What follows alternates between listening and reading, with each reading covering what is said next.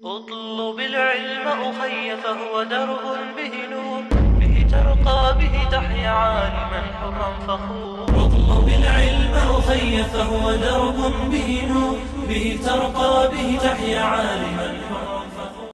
بسم اللہ الرحمن الرحیم. آج بدھ ہے. ہمارے چینل پیسفل اس کے یوٹیوب چینل پر ہر بدھ کو حدیث کا درس ہوتا ہے. آج 2 تاریخ 9واں مہینہ 2020 13 محرم 1440 پر 2 ہجری بروز بدھ چہارشنبہ. آج حدیث کے درس کے اندر جس عنوان پر بات کی جائے گی، جس عنوان کی حدیثیں آپ کو سنائی جائے گی، وہ عنوان ہے ظلم. آج ظلم کے بیان کے سلسلے میں ظلم ہی کے بیان کو ہم آپ کو سنائیں گے. حضرت عبداللہ ابن عمر رضی اللہ عنہما سے ایک روایت ہے. وہ روایت متفق علیہ ہے. بخاری میں، مسلم میں، دونوں کتابوں کے اندر درج ہے. مشکاہ شریف کے حوالے سے میں آپ کو سنا رہا ہوں. عن ابن عمر رضی اللہ عنہما ان النبی صلی اللہ علیہ وسلم قال الظلم ظلمات یوم القیامہ. اب آئیں ہم تفصیل سے سمجھیں اس بات کو کہ ظلم کیا ہے، کس کو کہتے ہیں ظلم. ظلم ایک عربی کا لفظ ہے. اردو میں ہم استعمال کرتے ہیں. اردو کی ہماری بات چیت کے اندر بھی ہم ظلم کو ظلم ہی کہتے ہیں. ہمارے پاس اس کے لیے الگ سے کوئی لفظ نہیں. قرآن کریم میں، حدیث میں یہ لفظ بار بار آیا ہے. یہ عربی کا لفظ ہے. عربی میں ڈکشنری کے اعتبار سے اگر اس کا ترجمہ دیکھا جائے، وضع الشیء فی غیر محلہ، یعنی عربی ڈکشنری کے مطابق کسی بھی چیز کا غلط اور بے جا استعمال، اس کو ظلم کہتے ہیں. لیکن عام استعمال میں، بول چال میں، اصطلاحی زبان میں کسی کے ساتھ زیادتی اور ناانصافی کرنے کو ظلم کہتے ہیں. چاہے وہ ناانصافی اور زیادتی مال میں ہو، یا کسی کی جان میں ہو، یا کسی کی زمین میں، جائیداد میں، حقوق میں ہو. بہرحال کسی کے ساتھ زیادتی کرنے، حق تلفی کرنے، تکلیف پہنچانے کو ظلم کہا جاتا ہے. حدیثوں میں زیادہ سے زیادہ یہ لفظ حقوق العباد ہی کے سلسلے میں استعمال ہوا ہے. کیونکہ حقوق 2 طرح ہیں. رائٹس، جو جیسا ہیومن رائٹس، اینیمل رائٹس جو کہتے ہیں نا، حقوق، یہ حقوق 2 طرح کے ہوتے ہیں. ایک وہ ہے کہ انسان اپنے اللہ کا حق ادا کرے، اس کی عبادت کرے، اس کی نافرمانی نہ کرے، اس کو ایک جانے.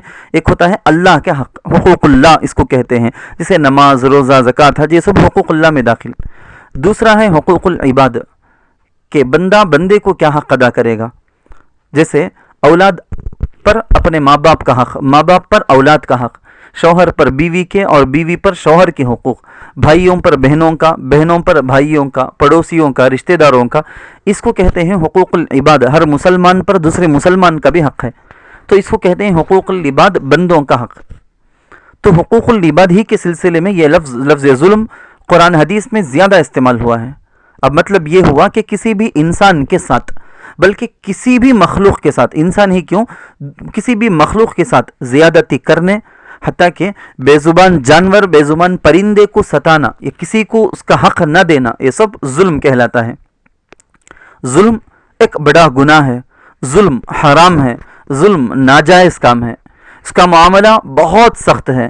چنانچہ حضرت عائشہ رضی اللہ عنہا سے روایت ہے، ان عائشہ رضی اللہ عنہا قالت قال رسول اللہ صلی اللہ علیہ وسلم الدواوین ثلاثۃ. حضرت عائشہ رضی اللہ عنہا سے روایت ہے، ایک لمبی حدیث ہے. حضرت عائشہ روایت کرتی ہیں کہ اعمال نامے، بندوں کے جو اعمال لکھے جاتے ہیں نا، وہ اعمال نامے قیامت کے دن پیش کیے جائیں گے. تو اعمال نامے کی 3 کیٹیگری، 3 قسمیں بیان کرتے ہیں. 3 قسمیں ہوتی ہیں اعمال نامے کی. نمبر 1، اعمال نامے 3 طرح. تو ان اعمال کے اعتبار سے اعمال ناموں کے 3 حصے، اعمال کے جزا اور سزا، بدلے کے اعتبار سے.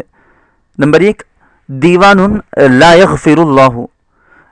ایسا عمل، ایسے اعمال نامہ کہ جن کو اللہ تعالیٰ ہرگز معاف نہیں فرمائیں گے، جن کی مغفرت ہی نہیں ہوگی. وہ ہے شرک، اللہ تعالیٰ کے ساتھ دوسرے کو معبود، یا اللہ کو جو مقام مرتبہ دینا تھا وہ مقام اور وہ مرتبہ اللہ کے علاوہ کو دے دینا. جیسے اللہ کے علاوہ کے پاس مانگنا، اللہ کے علاوہ کے لیے سجدہ کرنا، اللہ کے علاوہ کی عبادت کرنا، یہ ساری چیزیں اسی کے اندر آ جائیں گی. اللہ کے نام کے علاوہ کسی کے نام سے جانور ذبح کرنے کو اللہ منع کرتے ہیں. تو تم کسی بھی پیر کے نام سے، کسی بھی ولی کے نام سے اگر جانور کو ذبح کرو گے، یہ تو تمہارے لیے ناجائز ہوگا. تو یہ کرنے کی اجازت نہیں ہے. نمبر 1 شرک کو تو اللہ کبھی معاف نہیں کریں گے. اللہ کی ذات اور اللہ کی صفات کے ساتھ اس کی عبادت، اس کے افعال کسی بھی طرح کسی کو بھی اللہ تعالیٰ کے ساتھ اس میں شریک نہ کریں، کیونکہ اللہ اس کو معاف نہیں فرمائیں گے. نمبر 2 وَدِيوَانٌ لَا يَتْرُكُهُ اللَّهُ ظُلْمُ الْعِبَادِ فِيمَا بَيْنَهُمْ حَتَّى يَقْتَصَّ بَعْضُهُم مِّن بَعْضٍ. عمل نامے کی دوسری قسم وہ جن کو اللہ تعالیٰ نہیں چھوڑیں گے، یعنی ان کا مطالبہ ضرور کر کے رہیں گے، ذرہ کا حساب و کتاب ضرور ہوگا. یعنی بندوں کا آپس میں ایک دوسرے کے ساتھ زیادتی کرنا، اس کو اللہ معاف نہیں کریں گے. ان کا لین دین ضرور ہوگا، پوچھ تاچھ ضرور ہوگی. جب تک ایک بندہ دوسرے بندے سے اپنا حق وصول نہ کر لے، اس کی پوری کی پوری تفصیل اللہ تعالیٰ جانیں گے. یہ اسی عنوان پر ہم کو چونکہ آج کا درس بیان کرنا ہے تو آگے حدیث کو مکمل کر لیتے ہیں. نمبر 3 وَدِيوَانٌ لَا يَعْبَأُ اللَّهُ بِهِ ظُلْمُ الْعِبَادِ فِيمَا بَيْنَهُمْ وَبَيْنَ اللَّهِ. اعمال کا تیسرا حصہ وہ ہے جس کی اللہ کو کوئی پرواہ نہیں ہوگی کہ وہ کیا ہے. بندوں کا وہ ظلم، وہ کون سا عمل ہے؟ بندوں کا وہ ظلم جو بندے اور اللہ کے درمیان میں ہے. یعنی بندہ اللہ کے حقوق میں کوتاہی کرے، پامالی کرے، اللہ کی نافرمانی کیا، گناہ کیا، نمازوں کو چھوڑا، روزوں کو چھوڑا، تو اس کا معاملہ تو اللہ کی مرضی پر ہے کہ چاہے گا تو وہ سزا دے گا. اس کی سخت سے سخت سزائیں قرآن حدیث میں ہیں، اور اگر چاہے گا تو اللہ معاف بھی کر دے سکتا ہے. وہ غفور الرحیم ہے. وہ اگر معاف کر دے گا تو کوئی اس کو کچھ پوچھنے والا نہیں ہے، کوئی کچھ بگاڑ نہیں سکتا. یعنی حقوق العباد کا معاملہ تو حقوق اللہ سے بھی بڑھ کر ہے.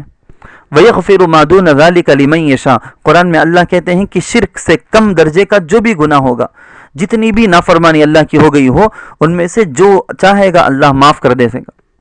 لیکن انسانوں نے آپس میں ایک دوسرے پر جو ظلم کیا، زیادتی کی ہے، ان کے آپس کے معاملات جو ہوں گے اللہ تعالیٰ خود سے معاف نہیں کریں گے جب تک کہ بندے آپس میں ان کا حساب و کتاب نہ کر لیں. تو ہم سب کو اس بات پر زیادہ توجہ دینی چاہیے کہ کسی کا حق، کسی کا مال، چاہے ایک چھوٹا سا ایک پیسہ بھی کیوں نہ ہو، 5 پیسے بھی کیوں نہ ہو، چاہے 1 روپے 2 روپے 5 10 روپے ہی کیوں نہ ہو، چھوٹوں کا ہو کہ بڑوں کا، ضعیف کا ہو کہ طاقتور کا، یتیم اور بیوہ کا ہو یا کسی مالدار زمیندار کا، ہماری ذات سے کسی پر ظلم و زیادتی نہ ہو. کسی کا کوئی حق ہماری وجہ سے ضائع اور پامال نہ ہو. کسی کو نہ جسمانی تکلیف نہ مالی تکلیف ہم پہنچائیں، نہ ہی زبانی، کہ اپنی ذات سے بھی تکلیف نہ پہنچاؤ، اپنی زبان سے بھی تکلیف نہ پہنچائیں. کسی کی بے عزتی نہ کرو، کیونکہ میدان محشر میں قیامت کے دن جب وہ حساب و کتاب ہوگا اور لوگ حقوق کا مطالبہ کرنے آئیں گے تو کوئی کہے گا یا اللہ اس نے میرا مال لے لیا تھا، کوئی کہے گا اس نے مجھے بے جا مارا تھا، کوئی کہے گا پروردگار اس نے مجھے گالی دی تھی، کوئی کہے گا اے رب اس نے مجھ پر جھوٹی تہمت لگائی تھی. اس کا بدلہ کیا ہوگا؟ آپ سنیں، اس کا بدلہ کیا ہوگا؟ وہاں کیا کر سکتے ہیں؟ اللہ تعالیٰ وہاں ظلم اور حقوق کے بدلے میں نیکیاں دلوائیں گے. ہم نے اگر ظلم کیا ہوگا، کسی کا حق دبایا ہوگا، تو ہمارے پاس سے نیکیاں لے لی جائیں گی، ہم چاہیں یا نہ چاہیں.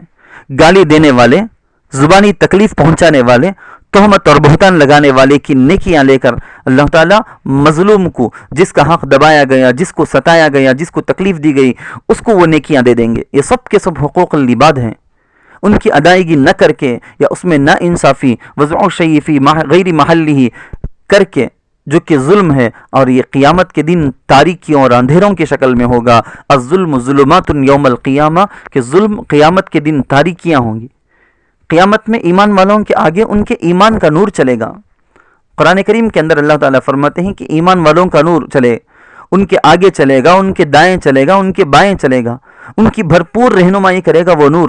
نورہم یسعی بین ایدیہم و بایمانہم. وہی اگر ان بندوں نے، کسی بندے نے کسی کے ساتھ زیادتی اور ظلم کی ہوگی تو سزا کے طور پر ظلم کی تاریکیاں اس کو اپنے گھیرے میں لے لے گی. اب ایمان کا نور اس کی رہبری نہیں کرے گا، اب تو اس کے پاس ظلم کی وجہ سے اندھیرا ہی اندھیرا ہوگا، کچھ نہیں دکھائی دے گا. دیکھو سارے اعمال ثواب نیکیوں کے ساتھ جانے کے باوجود ظلم کی وجہ سے رسوا ہوا، بے عزت ہوا، سزاوار ہو گیا، سزا کا حقدار ہو گیا. یہ روز محشر کا بہت ہی برا، بہت ہی برا، غریب، مسکین اور مفلس ہے۔ ہم انشاءاللہ اس بارے میں اسی عنوان پر آگے کے درس حدیث کے اندر انشاءاللہ تفصیل سے بات سنیں گے۔ وآخر دعوانا ان الحمدللہ رب العالمین۔ لبيك اللهم لبيك، لبيك لا شريك لك لبيك، إن الحمد والنعمة لك والملك لا شريك لك، لبيك اللهم لبيك، لبيك لا شريك لك لبيك، إن الحمد والنعمة لك والملك لا شريك لك.